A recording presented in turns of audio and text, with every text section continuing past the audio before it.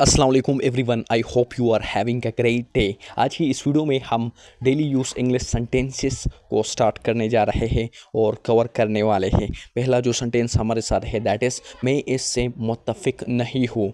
मैं इससे मुत्तफिक नहीं हूँ। इसकी इंग्लिश क्या है? राइट, मैं इससे मुत्तफिक नहीं हूँ। इसकी अंग्रेज़ी हमारे साथ है that is I do not agree with this. I do not agree with this. Agree का मतलब है मुत्तफिक, राज़ी। मैं इससे मुत्तफिक नहीं हूँ। I do not agree with this. का सेंटेंस हमारे साथ है दैट इज़ हमें मसला मिलकर हल करना चाहिए। हमें मसला मिलकर हल करना चाहिए। इसकी अंग्रेज़ी हमारे साथ है that is we should solve the problem together. Solve का मतलब है हल, राइट। प्रॉब्लम का मतलब मसला है। वी शुड हमें मतलब चाहिए, राइट। वी शुड हमें चाहिए। सॉल्व द प्रॉब्लम टुगेदर मसला मिलकर हल करना चाहिए।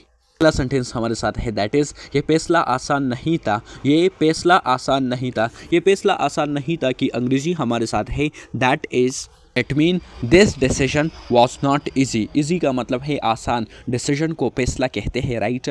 This decision was not easy. ये फैसला आसान नहीं था। अगला सेंटेंस हमारे साथ है दैट इज़ हमें सब्र से काम लेना चाहिए। हमें सब्र से काम लेना चाहिए। हमें सब्र से काम लेना चाहिए। इसकी अंग्रेज़ी हमारे साथ है that is we should act patiently. सब्र से का मतलब है पेशेंटली। हमें सब्र से काम लेना चाहिए। We should act.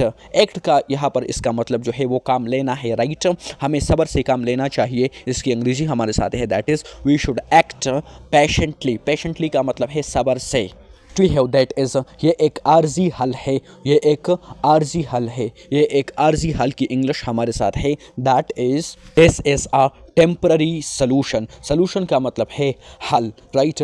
आर्जी का मतलब है टेम्पररी। टेम्पररी का मतलब क्या है? आर्जी, right. This is a temporary solution. इसका मतलब है ये एक आर्जी हल है। एक sentence we have that is हमें ख़तरात को समझना चाहिए। हमें ख़तरात को समझना चाहिए, राइट। ख़तरात को अंग्रेज़ी में रिस्क्स कहते हैं, राइट। हमें ख़तरात को समझना चाहिए। इसकी अंग्रेज़ी हमारे साथ है that is we should understand the risks. Understand का मतलब है समझना। हमें ख़तरात को समझना चाहिए। We should understand the risks. That mean we should understand the risks. We have that is next sentence जो हमारे साथ है दैट इज़ ये हमारे लिए फ़ायदेमंद हो सकता है। ये हमारे लिए फ़ायदेमंद हो सकता है। फ़ायदेमंद को अंग्रेज़ी में बेनिफिशियल कहते हैं, राइट। ये हमारे लिए फ़ायदेमंद हो सकता है। इसकी अंग्रेज़ी हमारे साथ है that is it can be beneficial. आप इस सेंटेंस को थोड़ा गौर करें। इसकी एंड में अगर आप देखें तो सकता है, सकता। तो जिस सेंटेंस की एंड में भी सकता आया हुआ है तो you need to know about यहाँ पर कैन जो है यूज़ होता है या could, right. It can be beneficial for us according to the tense आप इसको एडजस्ट करो, राइट। ये हमारे लिए फ़ायदेमंद हो सकता है। It can be beneficial for अस। अगला सेंटेंस हमारे साथ है दैट इज़ हमें एक नया तरीका अपनाना होगा। हमें एक नया तरीका अपनाना होगा। हमें एक नया तरीका अपनाना होगा। इसकी अंग्रेज़ी हमारे साथ है that is we need to adopt a new method. A new method नया तरीका। आसान अल्फाज में मैं कहता हूँ, राइट। अडॉप्ट का मतलब है तरीका, मतलब इख्तियार करना होगा, अपनाना, right. That we call what? Adopt. We need to adopt a new method. हमें एक नया तरीका अपनाना होगा, राइट। नीड टू का यहाँ पर मतलब होगा है, राइट। हमें एक नया तरीका अपनाना होगा। We need to adopt a new method. अगला सेंटेंस हमारे साथ है दैट इज़ ये हमारे हक में नहीं है। ये हमारे हक में नहीं है। इस सेंटेंस को आप किस तरह ट्रांसलेट करोगे, राइट।